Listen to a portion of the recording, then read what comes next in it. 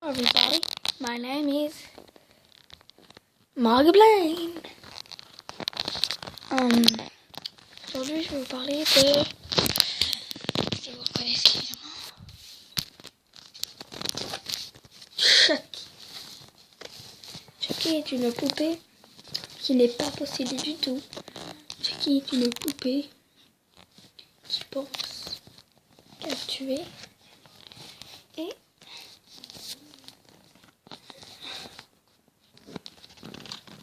à s'emparer d'un corps, mais dans la féminité.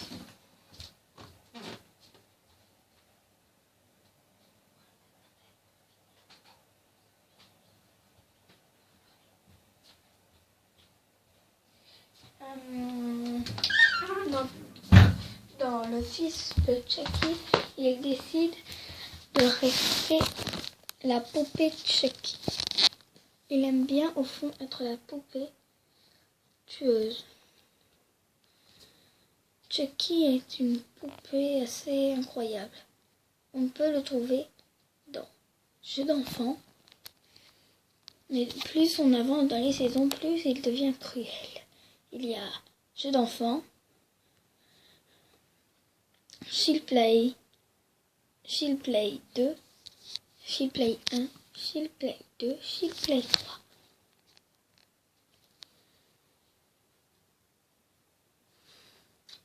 Je vais vous montrer un petit extrait. D'abord, je vais vous montrer toutes les images. Chucky est imprévisible. On va parler.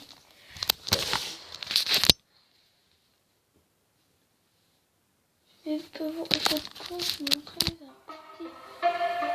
petit extrait de Chucky. Mais évidemment, il ne sera pas complet.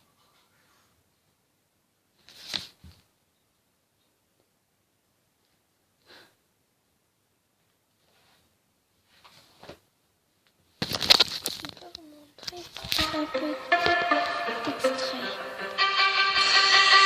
Oui, j'écoute. Oui, j'aimerais parler à Andy Barclay.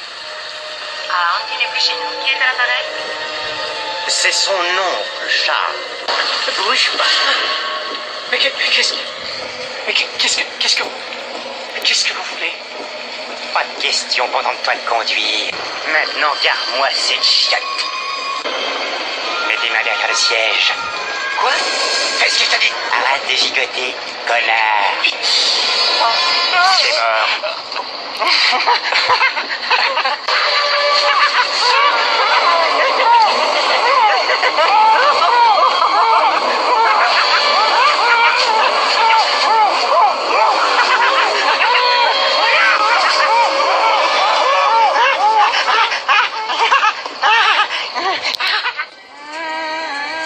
Merde.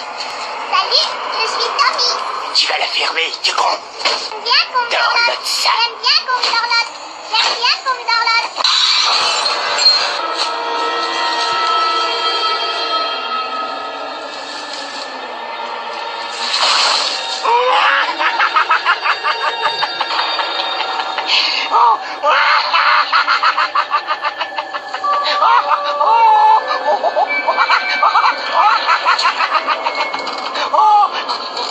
De la terre, Tommy. Surprise.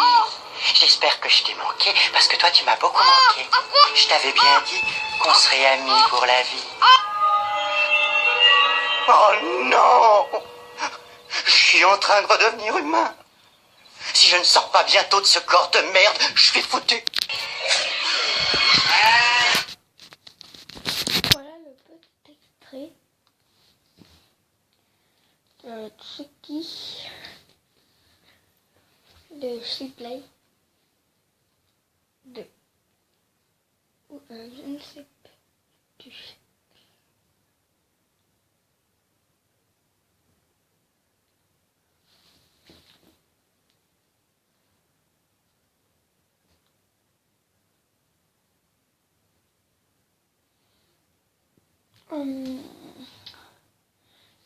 Chucky qui est incroyable. Et vous pouvez entendre l'histoire en même temps.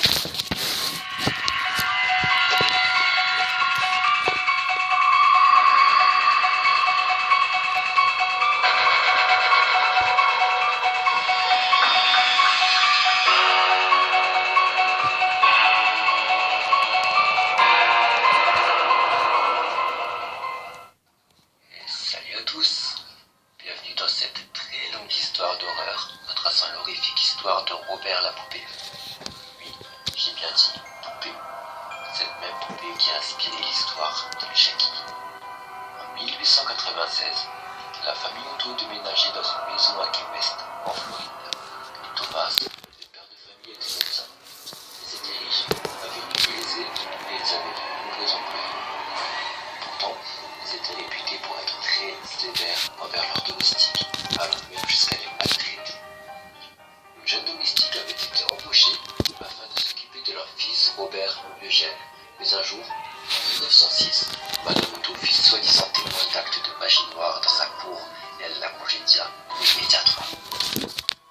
Juste avant son départ, la servante fit le cadeau au jeune Robert, alors âgé de 6 ans, une poupée remplie de paille et à mettre de l'eau, qui avait des boutons à la place des yeux. Les poupées qui ressemblaient à des enfants n'étaient pas vraiment habituelles à l'époque.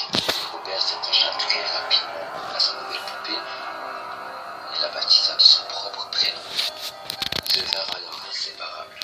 L'enfant l'habillait avec ses propres vêtements, il l'emmenait partout avec lui, et la nuit, il la cachait carrément dans son lit. Lorsque venait l'heure de passer à table, la poupée s'asseyait près de lui. Elle avait sa propre petite chaise et Robert la nourrissait discrètement quand ses parents ne regardaient pas. Peu de temps après, alors qu'il venait d'être salmonné par sa mère, Robert déclara qu'il souhaitait dorénavant être appelé par son second prénom, Eugène, car Robert était le nom de sa poupée.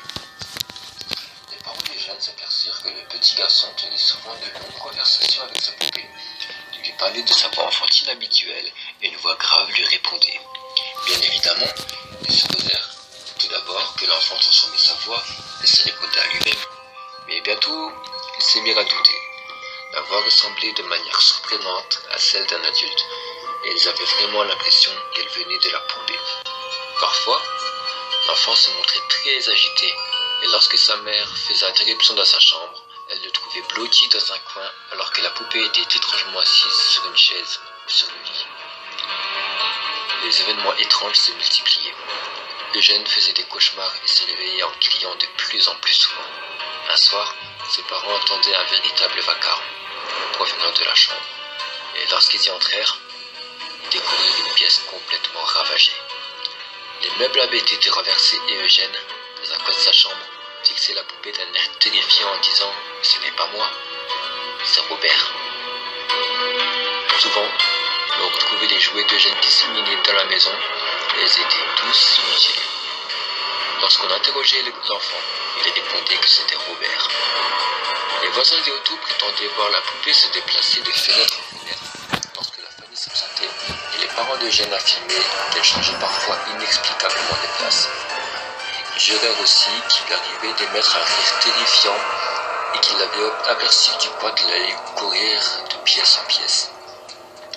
De nombreux invités soutenaient que les lueurs de son regard variaient suivant ses humeurs et qu'elle clignait souvent des yeux.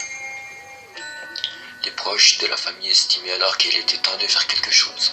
Les parents d'Eugène lui retirèrent la poupée et la placèrent dans une boîte qu'ils déposèrent au grenier où elle resta durant de longues années.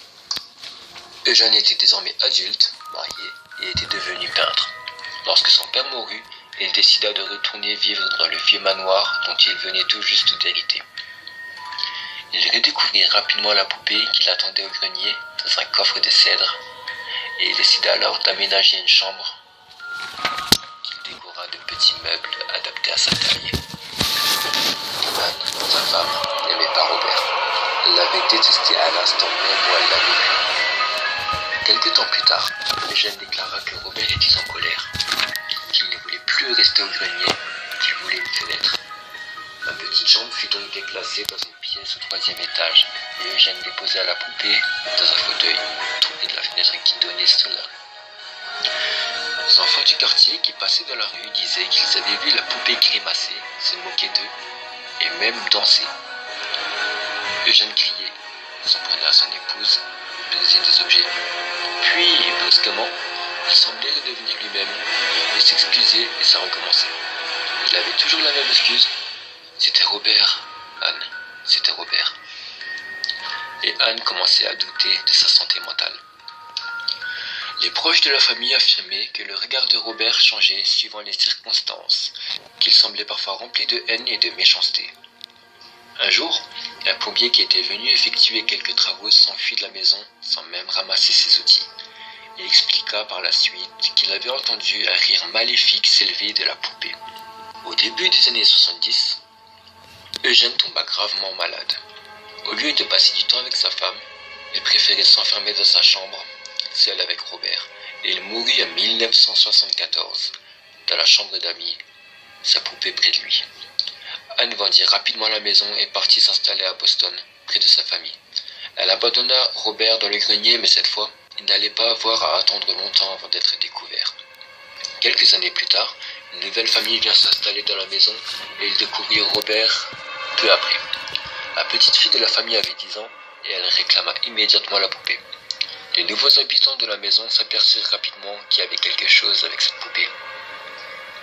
Une nuit, comme Eugène avant elle, la petite fille se réveilla brusquement en pleurant et en hurlant. Elle disait qu'elle avait vu Robert courir et sauter de haut en bas dans sa chambre. Elle assurait que la poupée était montée sur son lit et qu'elle avait attaqué. La famille décida de se débarrasser de la poupée et la porta au Fort East Martello Museum. Aujourd'hui encore, cette fillette, devenue femme, revendique toujours ses propos d'autrefois. Robert est aujourd'hui exposé dans une vitrine de verre au Fort East Martello Museum et tous les visiteurs peuvent le contempler. L'ancienne maison de Janotto a été transformée en un restaurant, bed et breakfast. Fréquemment, les portes s'ouvrent et se referment toutes seules. Malgré sa nouvelle résidence, la poupée ne semble pas avoir renoncé à ses agissements maléfiques, comme en témoignent de nombreux employés du musée. Parfois, ceux qui essaient de prendre des photos n'y arrivent pas. Leurs appareils ne s'allument pas. On raconte aussi qu'avant de prendre une photo de Robert, il faut lui demander poliment l'autorisation. S'il est consent, alors il clignera de la tête sur le côté afin de vous donner sa permission. Si jamais vous passez le voir, surtout, n'oubliez pas, ne vous moquez pas de lui ou vous subirez sa malédiction.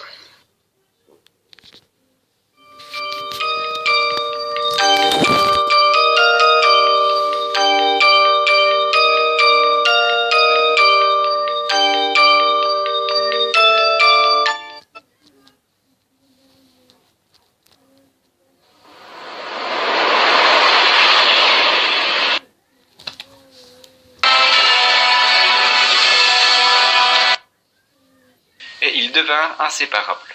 Il donna alors le prénom.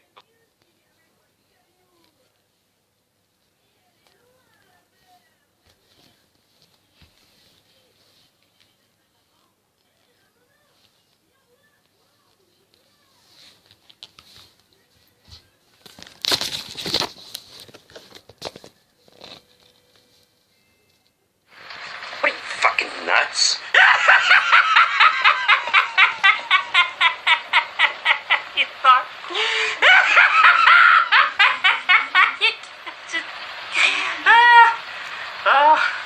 N'oubliez pas de regarder le fils de Chucky.